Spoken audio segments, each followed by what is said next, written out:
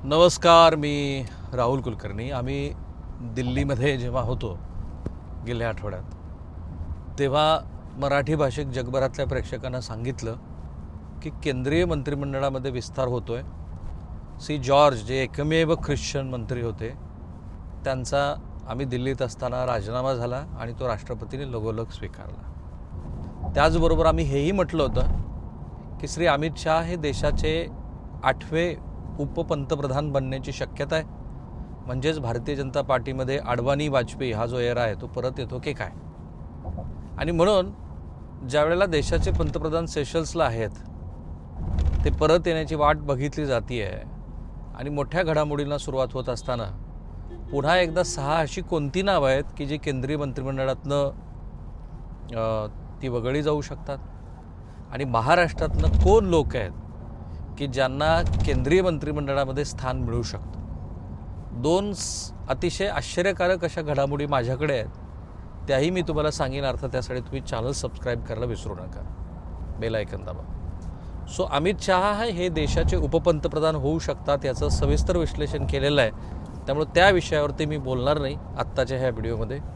पण असे 6 मंत्री कोण आहेत की ज्यांना डिच्छू दिला जाऊ शकतो. दोघांची तर विकेट ऑलरेडी पडलेलीच आहे, कारण त्यांचं जे राज्यसभेचं सदस्यत्व होतं ते सदस्यत्व हे आता राहिलेलं नाही आहे. आणि त्यामुळं नियमाप्रमाणे विधिमंडळ असू दे किंवा देशाची संसद असू दे, दोन्ही सभागृहापैकी एका सभागृहाचा सदस्य नसलेला मंत्री हा 6 महिन्यानंतर त्या पदावरती राहू शकत नाही.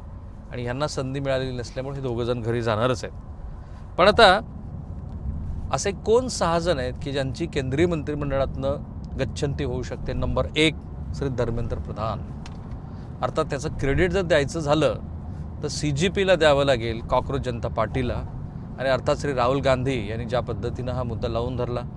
मधल्या काळामध्ये काँग्रेसचे राष्ट्रीय अध्यक्ष यांच्याकडं आमचे एक मित्र गेले होते आणि त्यांनी असं म्हटलं की CGP पक्ष ज्या पद्धतीनं हा मुद्दा लावून धरतो नीटचा, तर तुम्ही का लावून धरत नाही.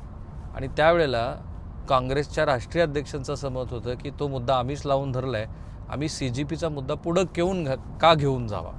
पण माझ्यामध्ये ठीक आहे, पण धर्मेंद्र प्रधान हे संघ आणि विद्यार्थी परिषदेची पार्श्वभूमी असलेले 2 वेळचे राज्यसभेचे खासदार आहेत. ओडिशाच्या संबलपूरमधून लोकसभा खासदार आणि गेल्या 12 वर्षापासून मोदी सरकारमधले मंत्री आहेत. जुलै 2021 पासून ते शिक्षण मंत्री आहेत. अतिशय क्लोज कॉन्फिडंट मानले जातात श्री नरेंद्र मोदी यांचे. आणि मी ओडिसाच्या 3ही विधानसभा, लोकसभा, कारण ओडिसा हे असं राज्य आहे की जे देशातलं सर्वाधिक आदिवासी बांधव असलेलं राज्य, पण त्या राज्याची खासियत आहे की तिथे विधानसभा आणि लोकसभेच्या निवडणुका एकाच वेळेला होतात.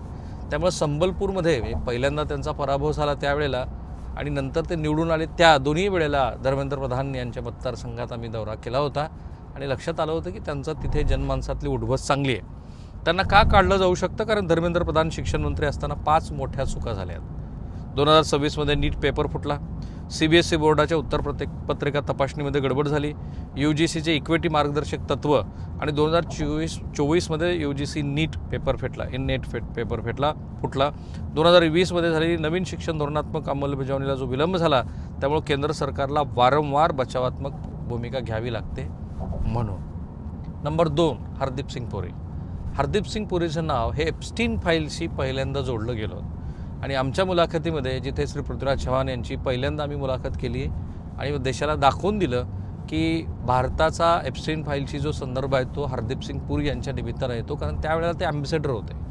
आणि त्यांनी सुरुवातीला म्हणजे त्यांच्या कन्येला ज्या पद्धतीनं पुस्तकं भेट दिली एप्स्टीननी, त्याच्या सह्या होत्या, आणि एप्स्टीनच्या त्या आयलंडवरती हरदीप सिंग पुरी यांनी जाऊन भेट घेतल्याचं दिसत होतं. तेव्हापासून लोकसभेमध्ये एप्स्टीन फाईल, त्या अनुषंगाने श्री राहुल गांधी यांनी मोदी सरकारवरती केलेल्या टीका हे पाहता हरदीप सिंग पुरी यांचा नंबर लागण्याची शक्यता आहे. हरदीप सिंग पुरी हे 1974च्या बॅचचे निवृत्त IFS अधिकारी आहेत. 2014मध्ये ते भाजपमध्ये सामील झाले. ते 2 वेळेला राज्यसभेचे खासदार आहेत. सप्टेंबर 2017 पासून ते केंद्रीय मंत्री आहेत. सध्या त्यांच्याकडं पेट्रोलियम आणि नैसर्गिक वायूचं मंत्रालय आहे. आणि मी म्हणालो त्याप्रमाणे हरदीप सिंग पुरी हे एप्स्टीन फाईलमध्ये गुंतलेले असल्यामुळं गेल्या 9 वर्षापासून त्यांचं मंत्रिपद जाऊ शकतं. रवनीत सिंग बिट्टू रेल्वे राज्यमंत्री. इंटरेस्टिंग आहे, कारण पंजाबमध्ये आता निवडणुका होणार आहेत आणि पंजाबमध्ये अकाली आणि भारतीय जनता पार्टी हे दीर्घकाळापासून जसं भाजप आणि शिवसेना महाराष्ट्रामध्ये मित्र होते.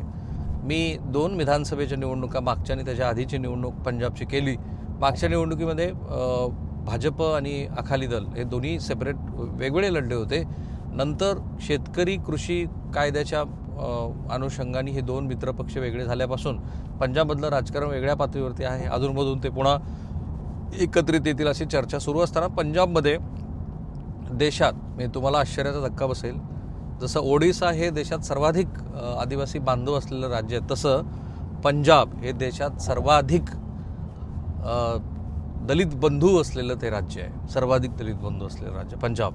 आणि त्यामुळं तिथे कांशीराम यांच्या पक्षाचा चांगला प्रभाव पण दिसला होता. पण त्या पंजाबमध्ये भाजपला स्वतःचं अस्तित्व आजपर्यंत दाखवता आलं नाही. अशा पंजाबमधून पंजाबचे माजी मुख्यमंत्री बेअद सिंग यांचे नातू रवनीत सिंग बिट्टू काँग्रेसमध्ये असताना 3 वेळा लोकसभेचे खासदार होते.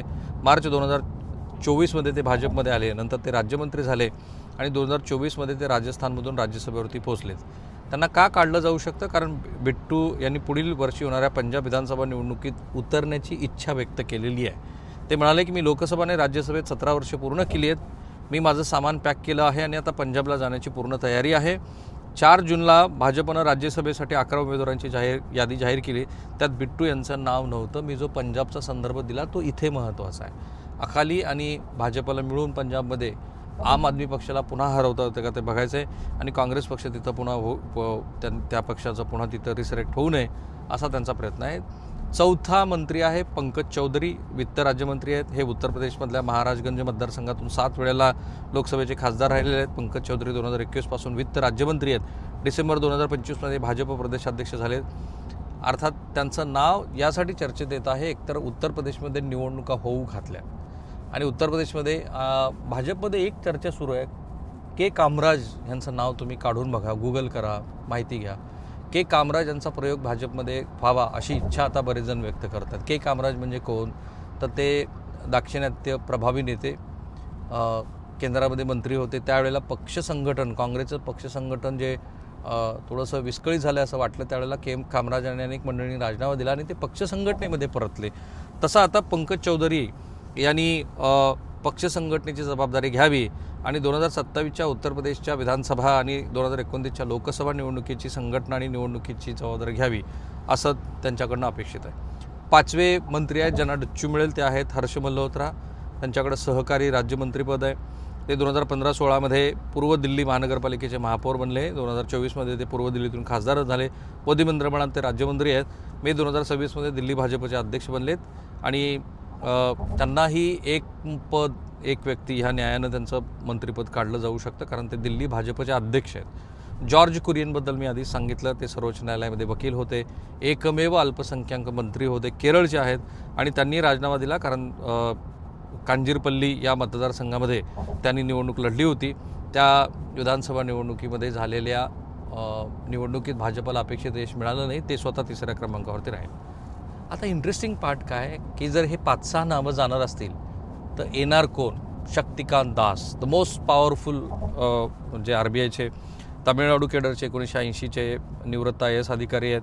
पंतप्रधान मोदीचे प्रधान सचिव 2 आहेत. ते आर्थिक व्यवहार सचिव, महसूल सचिव, 15व्या वित्त आयोगाचे सदस्य, G20 शेर्पा आणि 2018 to 2024 RBIचे गव्हर्नर राहिले आहेत. सध्या मोदी सरकारच्या वेगवेगळ्या आर्थिक धोरणाबद्दल जागतिक पातळीवरती चर्चा सुरू आहे. अनेक लोक असं म्हणतात की श्रीमती निर्मला सीतारामन यांना त्यांनी कितीही रिफॉर्म केले तरी जो पॉझिटिव्ह मेसेजिंगचा भाग असतो आंतरराष्ट्रीय पातळीवरती अर्थकारणाच्या दृष्टीने तो काही देता येत नाही आहे. आणि म्हणून जो सीझन्ड IAS ऑफिसर आहे अशाकडं अर्थमंत्रीपद दिलं तर काय होईल, आणि म्हणून शक्तिकांत दास यांची सध्या चर्चा आहे. ते अर्थमंत्री होतील. अनुराग ठाकूर हे अत्यंत वादग्रस्त व्यक्तिमत्व, पण ते एवढे जवळ होते आणि आपण बघतो की जेव्हा जेव्हा लोकसभेमध्ये भाजपच्या बाजू मांडण्याची वेळ येते त्यावेळेला अनुराग ठाकूर हे अतिशय आक्रमकपणे बाजू मांडतात.